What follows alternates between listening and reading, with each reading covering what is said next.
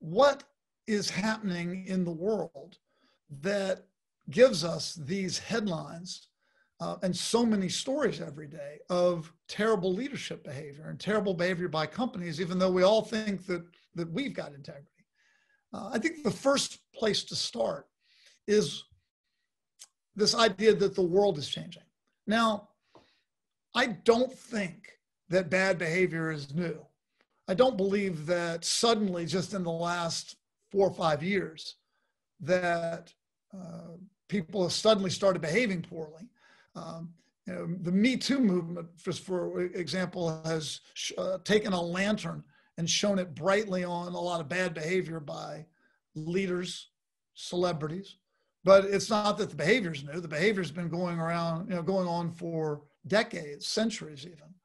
What's happening, I think, is that the world is fundamentally changing. The world is connected in ways that we've never been connected before. Now, the internet is just an easy example of how the world is being brought closer and closer together.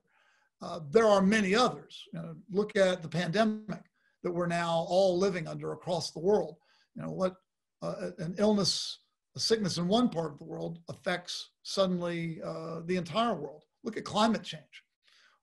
Actions by companies in one part of the world can impact the climate of the entire world. Even something like racial justice. Injustice to one is now seen as an injustice to all of us that needs to be fixed. We all are used to running in our own lanes. The problem is that the lanes are getting closer and closer together, and they're even starting to overlap each other a little bit. You can't just run in your own lane anymore the way you're used to. And as these lanes start to collide, trust and integrity becomes extremely important. It is actually at the foundation of human relationships.